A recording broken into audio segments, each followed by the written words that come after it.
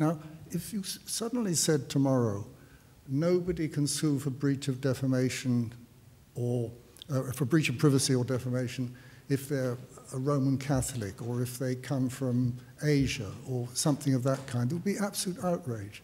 And yet, if you're excluded from the courts, you're just as excluded if you're excluded because you haven't got the money as for any other reason, and it's completely and utterly wrong. Breach of privacy in particular is probably worse than burglary, because if somebody breaks into your house and takes your furniture, and family heirlooms apart, you can replace it. But once somebody's breached your privacy, no power on earth can make whatever it was private again. So it's irreparable. It's a very serious thing. If you called the police because there's a burglar in your house, they will come. If the police said, oh no, we won't come unless you're rich, we'd think it outrageous. But that's the situation. Cost has got to be solved. And the only way to do it properly is to make sure that anyone will have access to whatever system we have, free of charge, be it the newspaper, because some newspapers can't afford to fight, or be it the individual. So cost, absolutely fundamental. Well then, the second big problem is that we've had a section of the press, and it is only a section, systematically breaking not only the law, but the industry's own rules, the PCC's rules.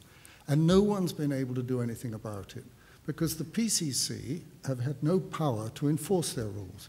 They did a very good job if you go to them knowing that something's going to happen and say, I don't think this should happen. They've mediated in a lot of cases and done a good job. But of course, if you don't know that it's going to come, you can't tell the PCC. If you don't tell them, they can't do anything.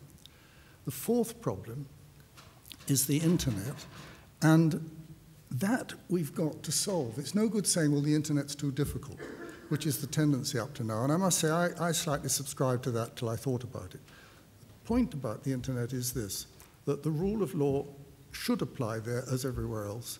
The law actually does apply. The difficulties with the internet are those of enforcement, because the internet is, as we all know, multi-jurisdictional and has the other difference from the press that anyone can publish. There isn't an editor sitting there who decides what gets published and what isn't.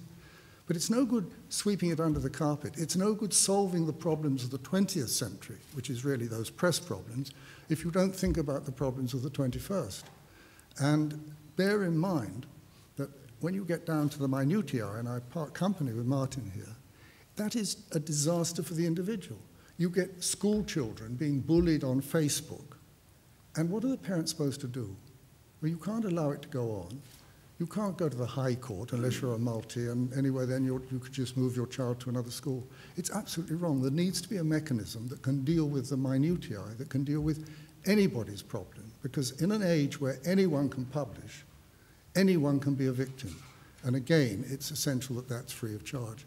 So what system, we're very limited on time, so what system would I set up, down to me, in order to overcome those difficulties? Well, the first starting point would be to separate the body which makes the rules from the body which enforces them. You need a separation of powers there, just as you do in other areas. Now, the PCC has actually made quite good rules. There's not a lot wrong with the PCC rules, and when you combine them with the law of the land, it's actually quite a good system. The problem is enforcing it. You can actually only enforce rules if you've got statutory backing.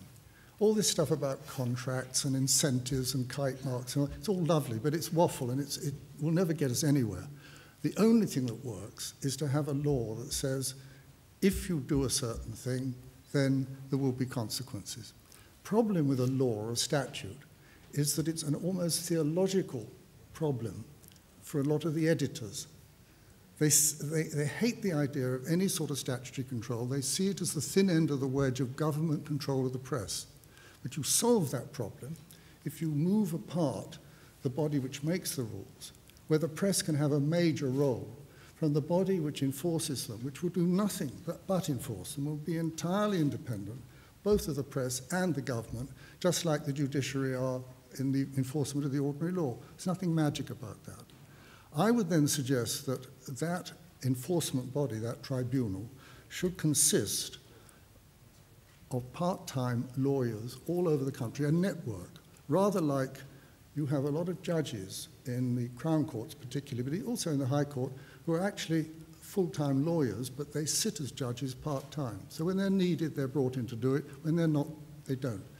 You could get good, honest solicitors all over the country. For example, there are a lot of ways of doing this. You could pay them when they're doing the job and not pay them when they're not, just like the judges I mentioned. And they would come to London, they would do a course, so it'd be kept up to date with a newsletter. It wouldn't be that difficult, but the man would exist in every town, so when there was a problem, particularly an internet or small problem, you could go to him and he could act very, very quickly. And his first stage of action would be mediation. And if you try mediation at an early stage, you get the reporter in and you get the victim in. No lawyers, but you get lawyers in, you've got trouble. And once you get them in, very often people will agree at an early stage. If you get people early enough in the dispute before positions become entrenched, you can get them to agree. And then if they didn't agree, he would make a finding. It then gets, I mean, there are endless complications, but in essence, I would give that tribunal, those people, the same powers that the courts have. I would exclude the courts, say we'd leave of the court or leave of the adjudicator. Because if you allow people to go to court, you immediately open the door to financial bullying. If the newspaper's very rich and the claimant's not, the claimant can be bullied. If the claimant is a Russian, we actually had the editor of the Financial Times making this point. If the editor is a Russian oligarch, he can bully the Financial Times because they can't afford the hundreds of thousands of pounds it will cost them win, lose, or draw. So keep it out of the courts, keep it simple. But then you would have a system that was rough and ready. It wouldn't be like the Rolls-Royce system we have now. But a Rolls-Royce is no good if no one can afford it. You must have a system which anyone can use and which relies on an independent party and not on the discretion at the moment of the editor, but increasingly in the future of the individual who has access to a computer. So that, in essence, there's an awful lot more to it than that, but in essence, that's what I would suggest. Thank you for listening. Okay, thank you very much, Max. I hope you're all building up questions to ask each of these panelists. I'm not sure about whether I should put my scenario to them. It might take too long. Anyway, let's crack on with Hugh. Thank you very much, Stephen. Thank you for inviting me to this panel. Many people have been thinking, particularly since the Leveson inquiry was set up, about various models of press regulation. I recently claimed that there were 12 in circulation, but then someone sent me an email saying they wanted to give evidence to Leveson about all 12, and I could only think of 11. There are three possibilities have been outlined today. I mean, as is obvious, there's a lot of common ground. Certainly one of the fundamental problems is abuse of power by large media organisations. I mean, that's why, for example, newspapers was able to get away with phone hacking in the way it did, but all kinds of other, I mean, the malpractices were not confined to any one group or any short period of time. But also, there are serious problems of unfairness and inaccuracy, which impact on individuals who, as for the reasons Max mentioned, there's great difficulties in getting redress. There's also more systemic, more generalised problems of unfairness and inaccuracy that impact on social groups, Islamophobia, various forms of racist coverage in newspapers, which are something that a regulator is the body to deal with. Now, to deal with them, the PCC was never a regulator. From time to time it pretended to be one, but it was always a complaints resolution body. It's plain that what's needed in the future is complaints and dispute resolution as one aspect to a regulator, and on the other side, as was said at the beginning, standards and compliance. Some kind of body has got to ensure that regulated individuals and entities comply with proper standards. Now, self-regulation is often bandied about. I mean, I have never understood what its attraction is. Self-regulation is no regulation at all. What is wanted, it seems to me absolutely obviously beyond argument, is independent regulation. For regulation to be by a body which is independent of the government, independent of Parliament, and independent of the press. Obviously, it's got to have press involvement, but it's not got to have press control. Now, such a body can only be set up by statute. In the end, there's got to be an enabling statutory framework to set up a regulatory body. One of the fundamental questions is whether you're going to compel everyone to be subject to this regulatory body or not. It seems to me that for a host of both reasons of principle and practical reasons, compulsion is a bad idea. I mean, if you have compulsion, in the end, you've got to license the press in some form. You've got to forbid people to publish if they don't obey the rules. One of the great advantages of a voluntary body is that you can attract people in, which would not just be the mainstream media, but would look forward towards the time when publishing on bits of paper will be a thing of historic interest only. But there is, in my view, there has to be a balanced system of incentives and disincentives. Now, Martin mentioned this earlier on, and the proposal that I've been involved in drawing up has a set of incentives and a set of disincentives. The most important of the incentives is a dispute resolution mechanism which anybody who was part of the regulator would be able to use, which effectively would mean that nobody could go to court without first going through this alternative dispute resolution mechanism. The idea would be to a massive saving of costs on both sides, a mechanism without costs at that stage.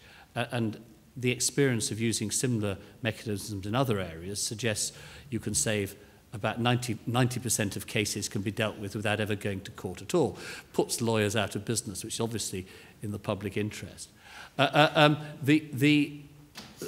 other disincentives that we've proposed are effectively having a stricter legal regime for those who are outside the system as opposed to those who are inside the system. I mean, one possibility we've been discussing recently, I know that Lord Justice Leveson is interested in it, is the question of maintaining the current CFA, conditional fee regime, but only for those who are outside the regulatory system. So the regulator, if you're regulated, then individuals have an access to justice because the regulator can award you appropriate remedies for breaches of its code and for breaches of the law.